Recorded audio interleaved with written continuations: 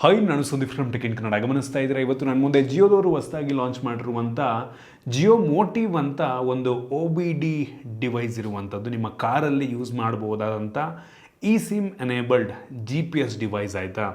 So ಇದು multipurpose device ಅಂತ ಬೇಕಾದ್ರೆ ಅನ್ಬೋದು. ಇದನ್ನು 5,000 ರೂಪಾಯಿ ಕೊಟ್ಟು ನಾನು ಅಮೆಝಾನಲ್ಲಿ ಆರ್ಡ್ರ್ ಮಾಡಿದ್ದು. ಸೊ ನಾನಿವತ್ತು ಇದನ್ನು ಅನ್ಬಾಕ್ಸ್ ಮಾಡ್ತೀನಿ.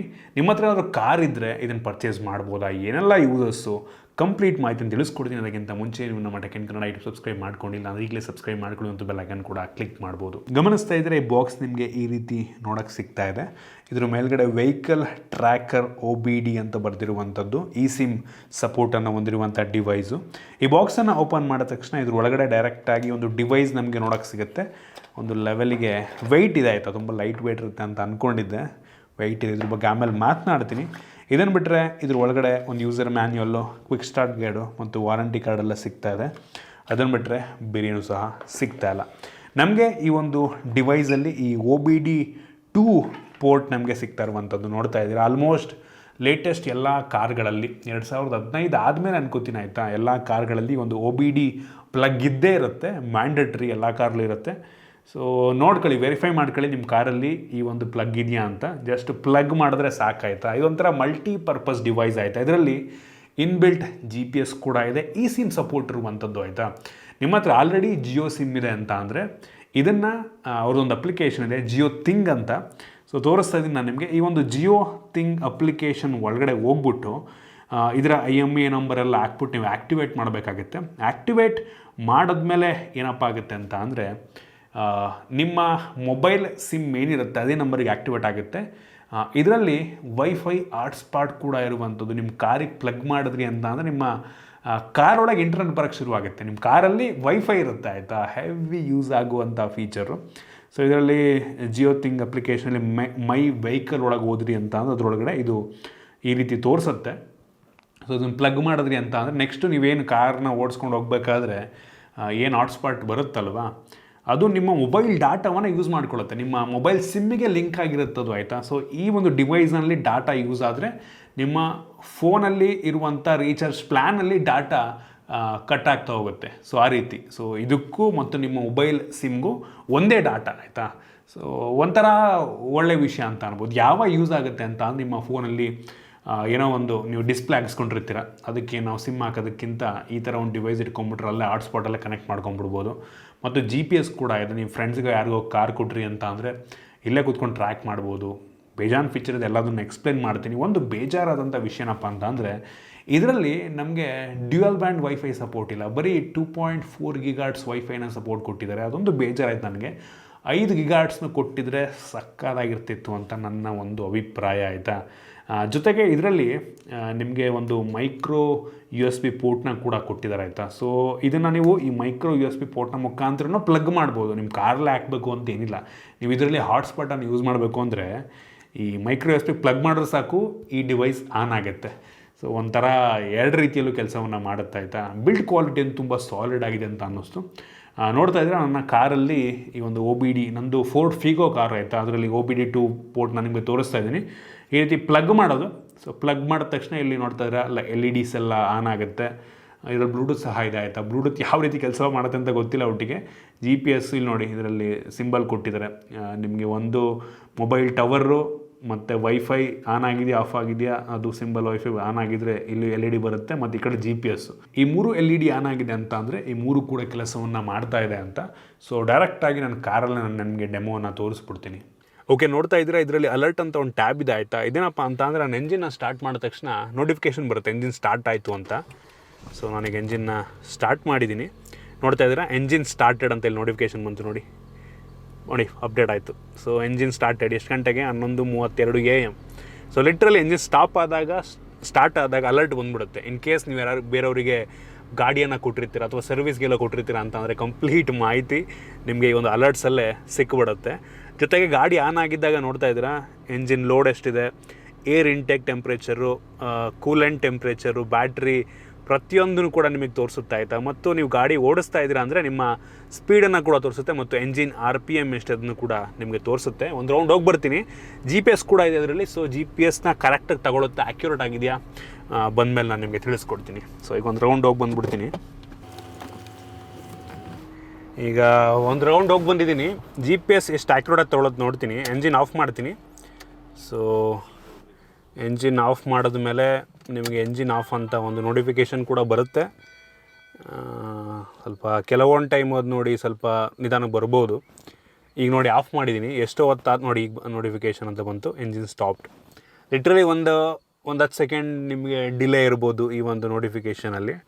ಬಟ್ ಸ್ಟಿಲ್ ಕೊಡ್ತಾ ಇದೆಯಲ್ವ, ಅದು ನನಗೆ ಇಂಟ್ರೆಸ್ಟಿಂಗ್ ಅನಿಸ್ತು. ಮತ್ತು ಕಾರ್ ಪಾರ್ಕ್ ಆಗಿದೆ, ಅದರಿಂದ ಕಾರ್ ಪಾರ್ಕಿಂಗ್ ಅಂತ ನಿಮಗೆ ಇಲ್ಲಿ ತೋರಿಸುತ್ತೆ. ಎಂಜಿನ್ ಆನ್ ಆದಾಗ ಎಂಜಿನ್ ಆನ್ ಆಗಿದೆ ಆನ್ಲೈನ್ ಅಂತ ತೋರಿಸುತ್ತೆ. ಆಯಿತಾ, ನಾನೀಗ ಕಾರಲ್ಲಿ ಏನೊಂದು ರೌಂಡ್ ಹೋಗಿ ಬಂದೆ, ಅದನ್ನು ಇದು ಟ್ರಿಪ್ಪಲ್ಲಿ ಸೇವ್ ಮಾಡ್ಕೊಂಡಿರುತ್ತೆ. ಆಯಿತಾ, GPS ಮುಖಾಂತರ ಒಂದು ರೂಟನ್ನು ಸೇವ್ ಮಾಡ್ಕೊಡುತ್ತೆ. ನಾನು ನಿಮಗೆ ತೋರಿಸ್ತಾ ಇದ್ದೀನಿ. ಈ ರೋಡಿಂದ ಹೋಗ್ಬಿಟ್ಟು ಪಕ್ಕದ ರೋಡಿಂದ ಬಂದಿದ್ದು, ಹಿಂಗಿಂದ ಹೋದೆ, ಹಿಂಗೆ ಹೋಗ್ಬಿಟ್ಟು ಹಿಂಗೆ ಬಂದಿದ್ದು.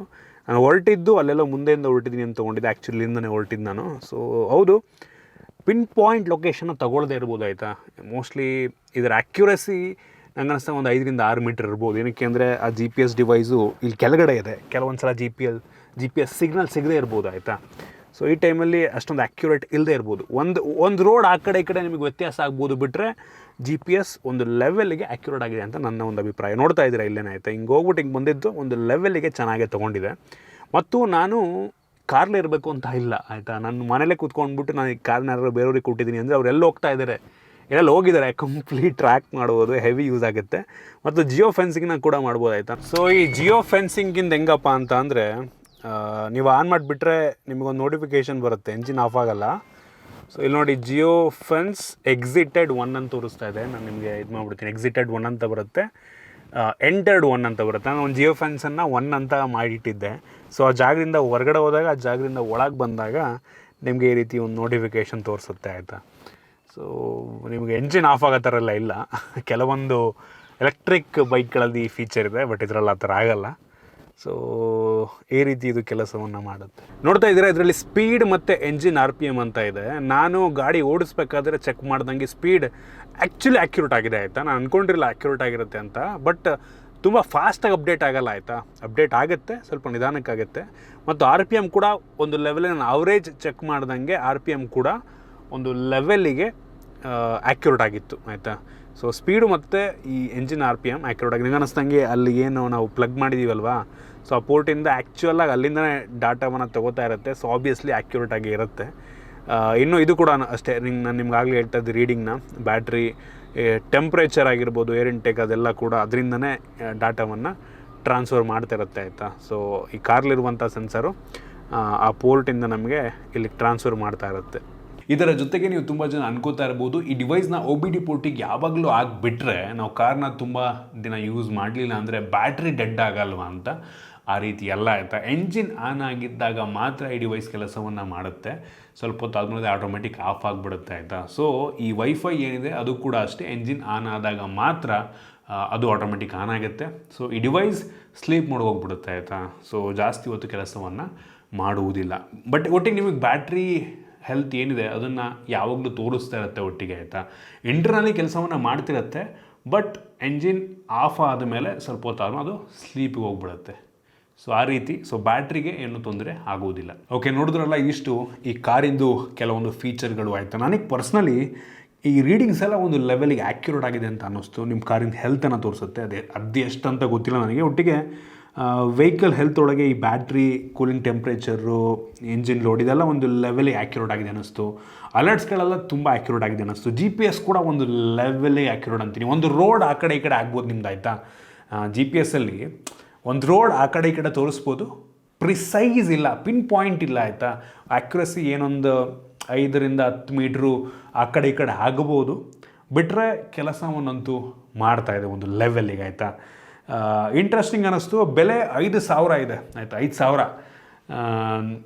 ಒಂದು ನಿಮ್ಗೆ ಹಾಟ್ಸ್ಪಾಟ್ ಸಿಗುತ್ತೆ, ಜೊತೆಗೆ ಇದರೊಳಗೆ eSIM ಇರೋದ್ರಿಂದ ನಿಮ್ಮ ಹತ್ರ ಯಾವುದಾದ್ರೂ ಒಂದು ಡಮ್ಮಿ ಫೋನ್ ಇದೆ ಅಂತ ಅಂದರೆ, ನಿಮ್ಮ ಕಾರಲ್ಲಿ ಡಿಸ್ಪ್ಲೇ ಇಲ್ಲ, ಯಾವುದೋ ಒಂದು ಡಮ್ಮಿ ಫೋನ್ ನಿಮ್ಮ ಹತ್ರ ಇದೆ ಅಂತ ಅಂದರೆ ಆ ಒಂದು ಫೋನನ್ನು ನಿಮ್ಮ ಕಾರ್ನಲ್ಲೇ ಇಟ್ಕೊಂಡು ಅಲ್ಲೇ ಪರ್ಮನೆಂಟಾಗಿ ಫಿಕ್ಸ್ ಮಾಡಿಕೊಂಡು ಈ ಹಾಟ್ಸ್ಪಾಟಿಂದ ನೀವು ವೈಫೈ ಎನೇಬಲ್ ಮಾಡಿಕೊಂಡು ಇನ್ನೇನು ನಿಮ್ಮ ಫೋನಿಂದಲೂ ಹಾಟ್ಸ್ಪಾಟ್ ಯೂಸ್ ಮಾಡ್ಬೋದು, ಅದನ್ನೂ ಒಂದು ಆಪ್ಷನ್ನು. ಬಟ್ ಡಮ್ಮಿ ಫೋನ್ ಇದ್ದರೆ ಇದರಲ್ಲಿ ಹಾಟ್ಸ್ಪಾಟನ್ನು ಯೂಸ್ ಮಾಡಿಕೊಂಡು ನಿಮ್ಮ ಫೋನಲ್ಲಿ ವೈಫೈ ಕನೆಕ್ಟ್ ಮಾಡ್ಕೊಂಡು ಆ ಒಂದು ಫೋನನ್ನೇ ಡಿಸ್ಪ್ಲೇ ರೀತಿ ಯೂಸ್ ಮಾಡ್ಕೊಬೋದು, ಏನೋ ನ್ಯಾವಿಗೇಟ್ ಮಾಡೋದಕ್ಕೆಲ್ಲದಕ್ಕೂ. ಆ ರೀತಿ ಯೂಸ್ ಇರೋರಿಗೆ ಹೆಲ್ಪ್ ಆಗ್ಬೋದು. ಪ್ಲಸ್ ನಿಮಗೆ GPS ಕೂಡ ಇದರಲ್ಲಿ ಸಿಗ್ತಾ ಇದೆ. ಅದೊಂದು ಪ್ಲಸ್ ಪಾಯಿಂಟ್. ಬಿಟ್ಟರೆ 5,000 ಸ್ವಲ್ಪ ಜಾಸ್ತಿ ಆಯಿತು. ನಾವು ಒಂದು 3,000 ರೂಪಾಯಿಗೆ ಲಾಂಚ್ ಮಾಡಿದರೆ ಹೆವಿ ಅಫೋರ್ಡಬಲ್ ಅನ್ನಿಸ್ತಿತ್ತು. ನಂಗೆ ಅನ್ನಿಸ್ತಂಗೆ 3,500 ರೂಪಾಯಿಗೆ ಹೆವಿ ಅಫೋರ್ಡಬಲ್ ಆಗ್ತಿತ್ತು. ಬಟ್ 5,000 ರೂಪಾಯಿಗೆ ಲಾಂಚ್ ಮಾಡಿದ್ರೆ ನೋಡಿ, ನಿಮ್ಮಿದು ನನ್ನ ಇನ್ನೊಂದು ನನ್ನ ಏನು ಇಶ್ಯೂ ಫೇಸ್ ಮಾಡಿದ್ದೀನಪ್ಪ ಅಂತ ಅಂದರೆ, ನನ್ನ ಫೋನಲ್ಲಿ ನಾನು ಸ್ಕ್ಯಾನ್ ಮಾಡಿ ರಿಜಿಸ್ಟರ್ ಮಾಡೋಕ್ಕೆ ಹೋದೆ, ಆಗಲಿಲ್ಲ. ನಂದು ಇನ್ನೊಂದು ಫೋನ್ ಇತ್ತು, ಆ ಫೋನಲ್ಲಿ ಮಾಡಿದ್ದಕ್ಕಾಯಿತು. ಕೆಲವೊಂದು ಫೋನ್ಗಳಲ್ಲಿ ನಿಮ್ಗೆ ಎರರ್ನ ತೋರಿಸ್ಬೋದು, ಆಯಿತಾ. ಸೊ ಆ ಟೈಮಲ್ಲಿ ಬೇರೆ ಫೋನಲ್ಲಿ ಟ್ರೈ ಮಾಡಿ, ಇವ್ರದ್ದು ಸಪೋರ್ಟ್ ಅಷ್ಟೊಂದು ಚೆನ್ನಾಗಿಲ್ಲ ಅಂತ ನಾನು ಕೇಳ್ಪಟ್ಟೆ. ಈ ಅಮೆಝಾನ್ ರಿವ್ಯೂಸ್ನೆಲ್ಲ ನೋಡ್ದಂಗೆ ನಾನು ಕೆಲವು ಜನ ಇಶ್ಯೂ ಫೇಸ್ ಮಾಡ್ತಾ ಇದ್ದಾರೆ, ಕೆಲವು ಜನ ಸೂಪರ್ ಆಗಿದೆ ಅಂತ ಇದ್ದಾರೆ. ಸೊ ಒಬ್ಬರ ಮೇಲೆ ಡಿಪೆಂಡು. ನಾನು ಪರ್ಸ್ನಲ್ ಯೂಸ್ ಮಾಡ್ದಂಗೆ ರಿಲಯಬಲ್ ಇದೆ, ಒಂದು ಲೆವೆಲಿಗೆ ರಿಲಯಬಲ್ ಇದೆ. ಎಷ್ಟು ದಿನ ಅಂತ ಗೊತ್ತಿಲ್ಲ, ಎಷ್ಟು ದಿನ ಸರ್ವಿಸ್ ಕೊಡ್ತಾರೆ ಅಂತ ಗೊತ್ತಿಲ್ಲ, ಎಷ್ಟು ದಿನ ಈ ಅಪ್ಲಿಕೇಶನ್ ಸಪೋರ್ಟ್ ಕೊಡ್ತಾರೆ ಅಂತ ಗೊತ್ತಿಲ್ಲ. ಒಟ್ಟಿಗೆ ಇವ್ರದ್ರೊಳಗೆ ನಮಗೆ 1 ವರ್ಷ ಏನೋ ಯಾವುದೇ ಒಂದು ಚಾರ್ಜಸ್ ಇರುವುದಿಲ್ಲ ಅಂತ ಹೇಳ್ತಾ ಇದ್ದಾರೆ ಈ ಸಿಮ್ಮಿಗೆ. ನೆಕ್ಸ್ಟ್ ವರ್ಷ ಚಾರ್ಜ್ ಮಾಡಿದ್ರು ಮಾಡ್ಬೋದೇನೋ ಗೊತ್ತಿಲ್ಲ. ಒಟ್ಟಿಗೆ ಈಗ ಸದ್ಯಕ್ಕಂತೂ ನನ್ನ ಮೊಬೈಲ್ ಇಂಟರ್ನೆಟ್ಟನ್ನೇ ಯೂಸ್ ಮಾಡ್ಕೊಂಡು ಇದು ಕೆಲಸವನ್ನು ಮಾಡುತ್ತೆ ಆ ರೀತಿ. ಸೊ ಒಂದು ರೀತಿ ಇದ್ರೊಳಗೆ ಒಂದು ಸಿಮ್ ಇದ್ದಂಗೆ, ನನ್ನ ಫೋನಲ್ಲಿ ಒಂದು ಸಿಮ್ ಇದ್ದಂಗೆ ಕೆಲಸ ಮಾಡುತ್ತಷ್ಟೆ. ಸೊ ಇಷ್ಟು ಈ ಒಂದು ಜಿಯೋ ಮೋಟಿವ್ನ ಬಗ್ಗೆ. ನಿಮ್ಗೆ ಇದ್ರ ಬಗ್ಗೆ ಏನು ಅನ್ನಿಸ್ತು? ತಗೋತೀರಾ? ಡಿಸ್ಕ್ರಿಪ್ಷನ್ ಲಿಂಕ್ ಕೊಡ್ತೀನಿ, ಪರ್ಚೇಸ್ ಮಾಡೋರು ಮಾಡ್ಬೋದು. ಐ ಹೋಪ್ ಇಷ್ಟ ಆಗಿದೆ ಅನ್ಕೊಂಡು. ಇಷ್ಟ ಆಗಿದೆ ದಯವಿಟ್ಟು ಲೈಕ್ ಮಾಡಿ, ಶೇರ್ ಮಾಡಿ. ನಮ್ಮ ಬೇರೆ ವೀಡಿಯೋಗಳು ನಮ್ಮ ಟೆಕ್ ಇನ್ ಕನ್ನಡ ಸಬ್ಸ್ಕ್ರೈಬ್ ಮಾಡ್ಕೊಂಡಿಲ್ಲ ಅಂದರೆ ಈಗಲೇ ಸಬ್ಸ್ಕ್ರೈಬ್ ಮಾಡ್ಕೊಂಡು ಒಂದು ಬೆಲ್ ಐಕನ್ ಕೂಡ ಕ್ಲಿಕ್ ಮಾಡ್ಬೋದು. ಸಿಗೋಣ ಮುಂದಿನ ವೀಡಿಯೋದಲ್ಲಿ.